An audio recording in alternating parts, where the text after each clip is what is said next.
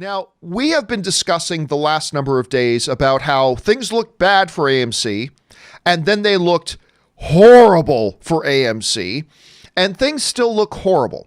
You know, this is a company that had spent a lot of money in the last couple of years upgrading their theaters, buying new theaters, creating the Prime theaters, getting the AMC A-List program up and running, all stuff that put them $5 billion in debt. But that was okay because AMC A-List was starting to turn a profit.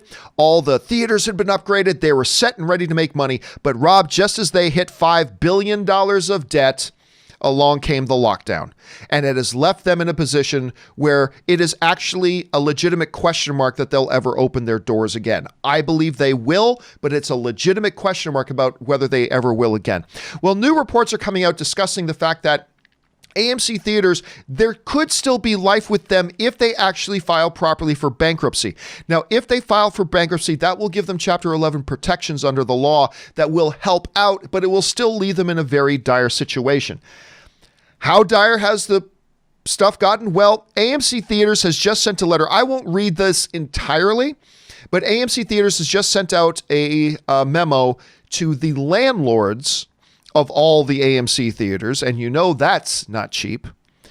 And it wrote this. This letter is to formally advise you, this went to every single landlord that AMC Theatres has in their 600 plus locations, to advise you that AMC temporarily suspended operations of all its theaters in the United States, blah, blah, blah, blah. As the crisis unfolds, blah, blah, blah, blah, blah, blah, blah. We're not paying rent.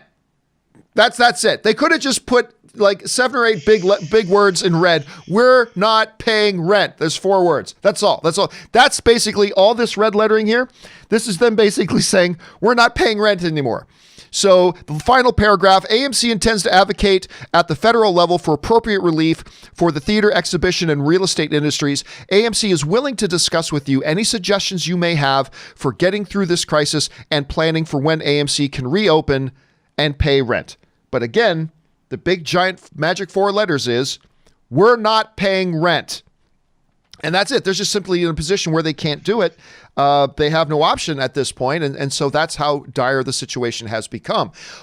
Now, they can get protection again if they file for Chapter 11 bankruptcy, but of course, that comes with a lot of problems as well. So it might be a lifeline, but Rob, if they are able to do this, will that kind of a lifeline be enough? Or are they really still in a position where they will still, even with bankruptcy protection, at some point, they're going to need a third party, another investor, an Amazon.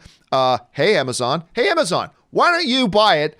And then since I've gotten in with you guys now, why don't you make me the acting director of AMC Theatres? I will whip that place into shape. Step 1, all the idiots in the HR department at AMC Theatres, gone. Step 1, day 1. I just wanted to get that out there. So besides that, though, or whether the movie theaters or the movie studios, Rob, as you and I have been discussing, may come together and try to. Do you think that this could be enough, or do you think they will still, in fact, need like a third party to come in and toss them a lifeline? Well, it depends how long this goes on. I mean, you know, months go by very, very quickly when you owe rent. And I think that they definitely, they probably do need some kind of a lifeline. But again, every business in America is so disrupted right now.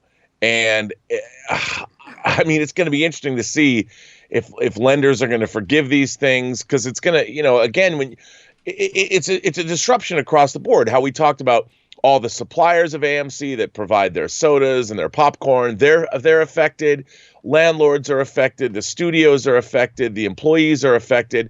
There's a ripple effect that moves outward. Landlords, of course, they might have mortgages they have to pay on the buildings that AMC is renting. So it's just a gigantic ripple effect that it's like a tsunami across the economy, and that's just one business. So I think it's going to have to be extraordinary, but if it goes on much longer than 1 or 2 months, someone's going to have to step in, because how do you dig yourself out of that? That's just back money that you owe. You're not even I mean, that is in addition to your operating costs. How do you ever make that back? I mean, it's a sinkhole that's going straight down to China. Yeah. And I don't mean that. I mean that like in a little kid way. I want to dig a hole to China. Not that China's to blame, although somebody Right. might take it that way. And yeah, some people wrote in and say, well, wait, time out here. Didn't years ago, John, while you were there, didn't a Chinese company by the name of Wanda come in and basically buy a controlling interest in AMC Theatres? Yes, they did. However, in recent years, they have divested themselves of a lot of that ownership. They still have a stake in AMC Theatres, but they've divested themselves of a lot of that ownership at this point. So it's still it's an unfolding, unraveling, and as they say in the news business, developing story that we will, of course, keep our close eyes on. What do you guys think about this? Do you think there's enough lifeline there for AMC Theatres to keep on going? I certainly hope so. Fingers crossed. Jump down to the comments section below and let us know your thoughts. All right, guys.